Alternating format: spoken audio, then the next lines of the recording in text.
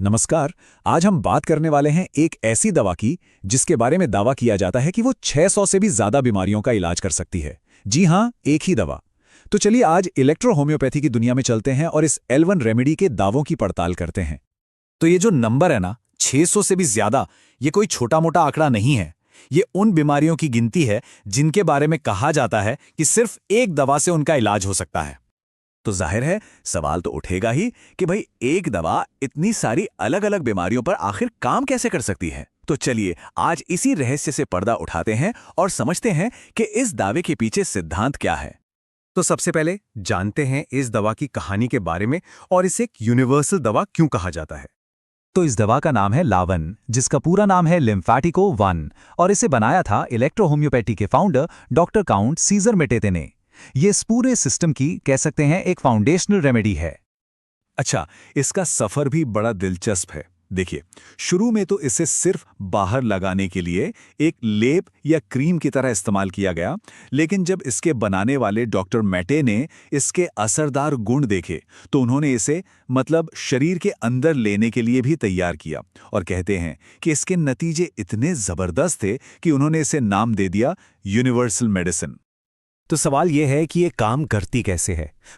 इसके यूनिवर्सल होने का जो दावा है वो असल में शरीर के दो बहुत ही जरूरी फ्लूइड्स पर इसके असर से जुड़ा हुआ है, हमारा ब्लड और लिम्फ।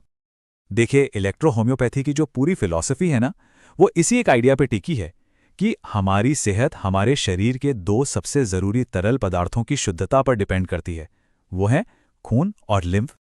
तो फिर L1 का असल काम क्या है? इसे समझने के लिए ना इसकी तुलना एक और दवा S1 से करते हैं।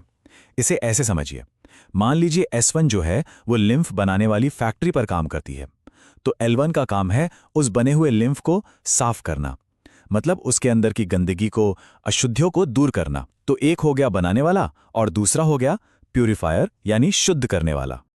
लेकिन ये जो सफाई है, ये जो प्यूरिफिकेशन है, ये होता कैसे है? अच्छा, यहीं पर कहानी में एंट्री होती है हमारे शरीर की अपनी डिफेंस आर्मी की। तो इस पूरे दावे के सेंटर में हैं हमारे शरीर के अपने सोल्जर्स, व्हाइट ब्लड सेल्स यानी WBCs।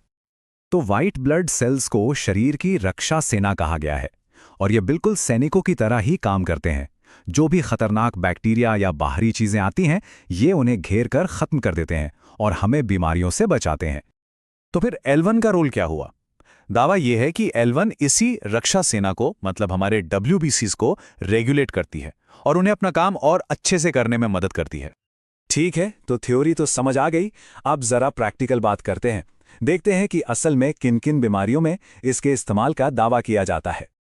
तो कौन सी मुख्य दिक्कतें हैं जिनमें L1 को फायदेमंद माना जाता है? देखिए, लिस्ट में ग्रंथियों में सूजन, स्किन पर फोड़े फुंसी, एक्जिमा, गठिया और अशुद्ध रक्त से जुड़ी परेशानियां शामिल हैं। ये जो अशुद्ध रक्त वाला कॉन्सेप्ट है, ये इस चिकित्सा पद्धति में काफी खास माना जाता है। लेकिन रुकिए, ये तो बस कुछ ही उदाहरण थे।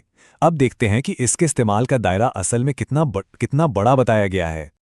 याद है, हमने शुरू में बात की थी 600 से ज्यादा बीमारियों की। तो आइए देखते हैं कि ये दावा आखिर किन किन एरियाज को कवर करता है। तो चलिए देखते हैं इसका दायरा। इसकी शुरुआत होती है त्वचा के रोगों से। इसके बाद आते हैं ग्लैंड्स और लिम्फैटिक सिस्टम से जुड़े डिसऑर्डर्स, जो कि इसका मेन एरिया ऑफ एक्शन माना जाता है। इतना ही नहीं, लिस्ट में गायनेकोलॉजिकल और यूरिनरी प्रॉब्लम्स भी शामिल हैं। और तो और कई तरह के ट्यूमर और कैंसर में भी, जैसे कि लिम्फोमा से लेकर कार्सिनोमा तक, इसे एक सपोर्टिव रेमेडी के तौर पे बताया गया है।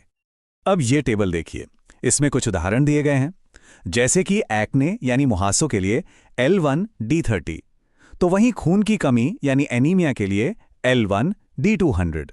अब ये D30 और D200 क्या है? ये असल में दवा की पोटेंसी या कह लीजिए उसकी शक्ति को दिखाता है। होम्योपैथी में ये माना जाता है कि नंबर जितना बड़ा होता है, दवा उतनी ही ज्यादा डाइल्यूटेड होती है।